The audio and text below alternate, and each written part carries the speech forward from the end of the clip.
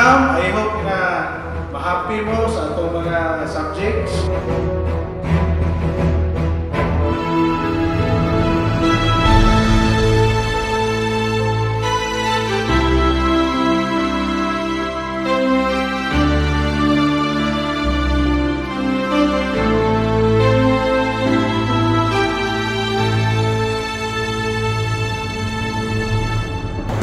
Sa tumo nga mahatagan og maayong giya sa pagpalambo sa organic agriculture sa probinsya sa Bohol, ang Office of the Provincial Agriculturist inubanan sa makanunayong suporta sa Department of Agriculture ug Agricultural Training Institute naglatag sa mga programa ug mga proyekto. Sumala sa datos nga atong nakolekta,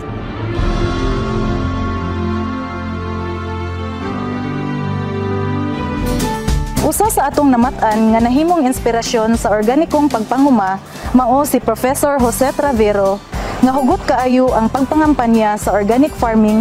I'm in the academy and I taught agriculture, and I would like to really put into action everything that I have to share in the classroom.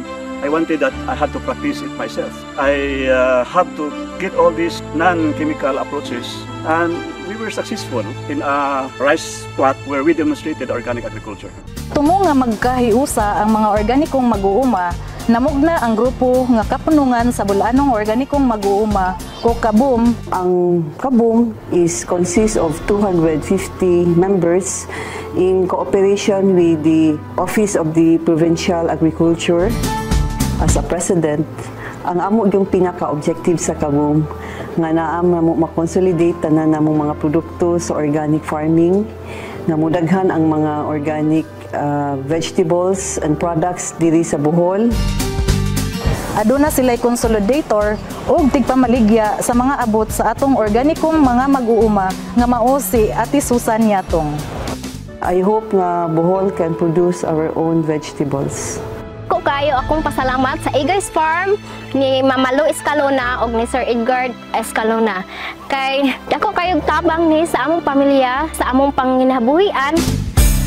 Ana usab si Sir Ismael Tumanda, atong awardee usab sa natad sa agrikultura ug kasamtangang nagbaligya sa nagklase-klase nga mga organic inputs. Dako-dako ang akong kita karon tungod sa mga daghang na involved sa mga farming akong gihatagan sa mga garden inputs. Pahinaning mga inputs nga gamiton sa panguma. Dako kayo na ko nga pasalamat nga mga mag-uuma nga wa mapasagi sa atong gobyerno karon.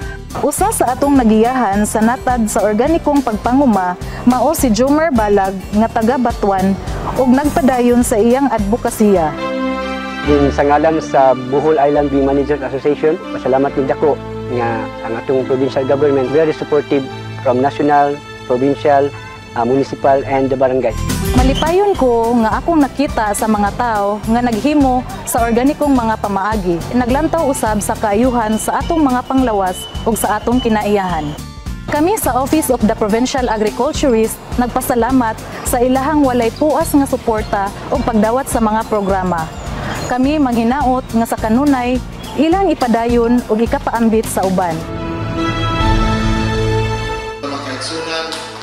I hope na magpadayon ta niining atong kausa sa organic kay sa tinuod lang bulga na gyud ang food security ato gyud i-balance. Congratulations kung mabuhay kamong tanan. Abante Bohol, abante Central Visayas. Dagan-dagan sa